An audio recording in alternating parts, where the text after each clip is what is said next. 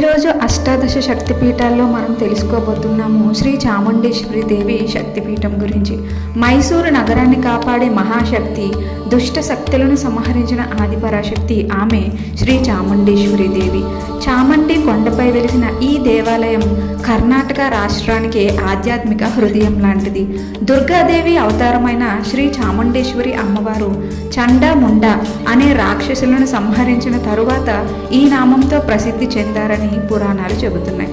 సతీదేవి త్యాగం తరువాత శివుడు ఆమె శరీరాన్ని మోసుకుంటూ తాండవం చేయగా శ్రీ మహావిష్ణువు తన సుదర్శన చక్రంతో ఆమె శరీర భాగాలను విభజించారంట. అలా పడిన ప్రతి చోట ఒక శక్తిపీఠం ఏర్పడింది. చాముండేశ్వరి దేవి క్షేత్రం కూడా శక్తి ఆరాధనలో అత్యంత శక్తివంతమైన పీఠంగా భావించబడుతుంది. ఇక్కడ అమ్మవారిని రక్షణ, విజయం, ధైర్యం ఇచ్చే దేవతగా పూజిస్తూ ఉంటారు. అమ్మవారి విగ్రహం 8 భుజాలతో మహిషాసురునిపై విజయాన్ని సూచిస్తుంది. దేవాలయం సముద్ర మట్టానికి సుమారు 1000 మీటర్ల ఎత్తులో ఉంటుంది.